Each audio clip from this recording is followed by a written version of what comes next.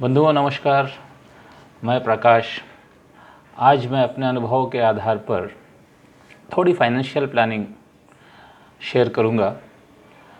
पसंद आए तो आप उसका लाभ उठा सकते हैं। हम में से अधिकांश लोग वेतन भोगी हैं।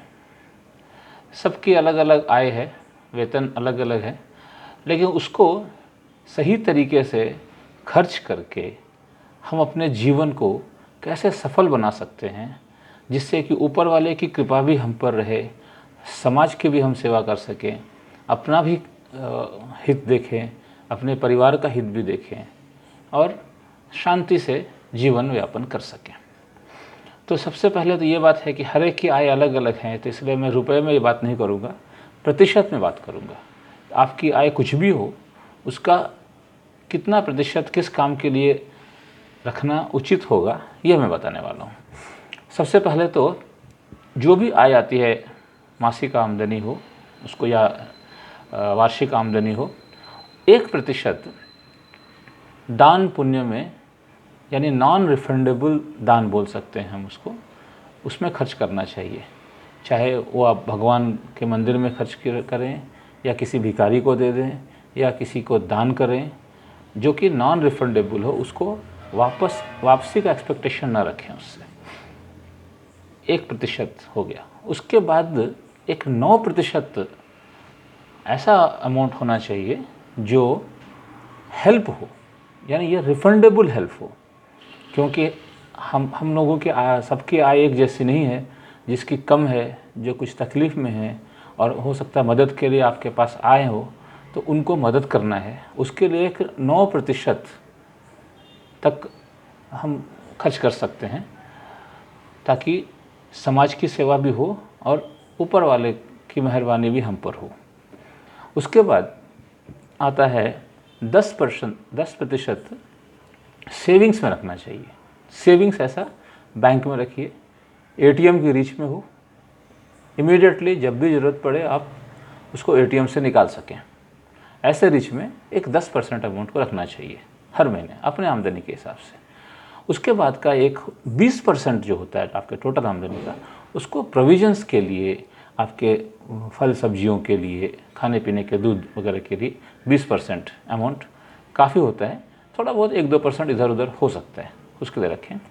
और 10% अमाउंट जो है वो इंश्योरेंस के लिए रखा जाए। इस इंश्योरेंस में लाइफ इंश्योरेंस और मेडिकल इंश्योरेंस दोनों कवर हो।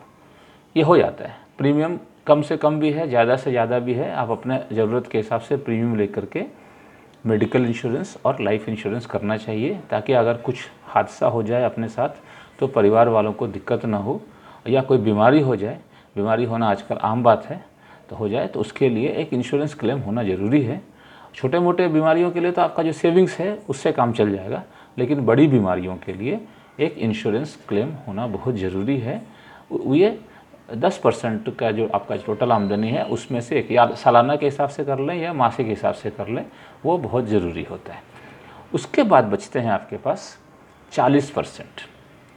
ये 40% आपको इन्वेस्टमेंट में लगाना है।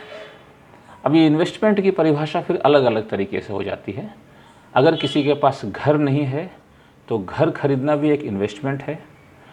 अगर घर खरीदने का प्लान कर रहे हैं और तब तक वो अगर रेंट पे रहते हैं, तो इसी 40% में से थोड़ा रेंट के लिए और थोड़ा डाउन पेमेंट बनाने के लिए आप इन्वेस्ट करते रहें। जिस दिन घर खरीदें, डाउन पेमेंट करके हाउसिंग लोन में चले जाएंगे, तो वो मिला करके आपका 40% के ऊपर नहीं जाना चाहिए, ताकि आपका चादर के अंदर पाँव रहे और आप अपने सहूलियत के हिसाब से अपना घर तलाश कर सकते हैं। इसमें कई बार होता है कि घर हो सकता है 40% से कम में भी आपका हो जाए, तो थोड़ा बहुत इन्वेस्टमेंट ऐसा जगह होना चाहिए जो भविष्य में आपको ज़्यादा दे पैसा। म्यूचुअल फंड्स हो गए या आरडी हो गया, सेफ इन्वेस्टमेंट हो, बच्चों की पढ़ाई वगैरह के लिए इसमें से भी हम लोग यूज़ कर सकते हैं। और जो हमने पहले आपको कहा 10% सेविंग्स का, वो भी बच्चों की पढ़ाई के लिए फ़ीस वगैरह के काम आता है। इस तरह से अगर प्लानिंग करेंगे हम लोग, 100% अमाउंट आ गया। इसके अलावा भी हम लोगों को कभी कभी कुछ ना कुछ पैसे मिलते रहते हैं, या तो प्राइवेट सेक्टर्स में हो या गवर्नमेंट सेक्टर्स में हो, जैसे बोनस के रूप में आ गया, या कभी कोई और तरीके का लोन वगैरह भी ले लिया हम लोगों ने, तो लोन का EMI भी भरना होता है। ये भी जो है 40 और 10, 50 के ऊपर नहीं जाना चाहिए किसी भी हालत में। तब आपका जीवन सुखी जीवन रहता है और बिना किसी टेंशन के आप ज़िंदगी गुजार सकते हैं। और जिस दिन ये लिमिट्स क्रॉस हो जाता है हर एक जगह पे, जो मैंने लिमिट्स बताया, तो निश्चित रूप से थोड़ी बहुत टेंशन शुरू हो जाती है। तो हम लोगों को चाहिए कि हम उस टेंशन को अवॉइड करें और विद इन लिमिट्स यानी 1% दान, नॉन रिफंडेबल दान पुण्य जरूरी होता है जीवन में, 9% हेल्प रिफंडेबल आप लीजिए, 10% सेविंग्स कीजिए, वो फीस के लिए काम आ जाए, आपके घर के लिए काम आ जाए, इमरजेंसी में काम आ जाए, उसके लिए ज़रूरी है कि बैंक के रिच में रहना चाहिए। 20% प्रोविजंस के लिए, वेजिटेबल्स के लिए, फ्रूट्स के लिए और आपका दूध दही वगैरह वगैरह के लिए, और 10% इंश्योरेंस बहुत मस्ट होता है। ज़िंदगी का कोई ठिकाना नहीं है और बीमारी का भी कोई ठिकाना नहीं है, इसलिए 10% बहुत ज़रूरी है इंश्योरेंस के लिए। 40% में आप इन्वेस्टमेंट करें अच्छी तरह से, घर के लिए करें, अब गाड़ी अगर खरीद रहे हैं तो उसके लिए करें, जो भी करें 40 में करें। बहुत से बहुत हुआ तो 10 को और मिला लेंगे तो 50 तक करें, उसके ऊपर नहीं जाना चाहिए। तो ये मेरा व्यक्तिगत सुझाव है, ज़रूरी नहीं है कि आप सहमत हों इससे। धन्यवाद, गुड नाइट।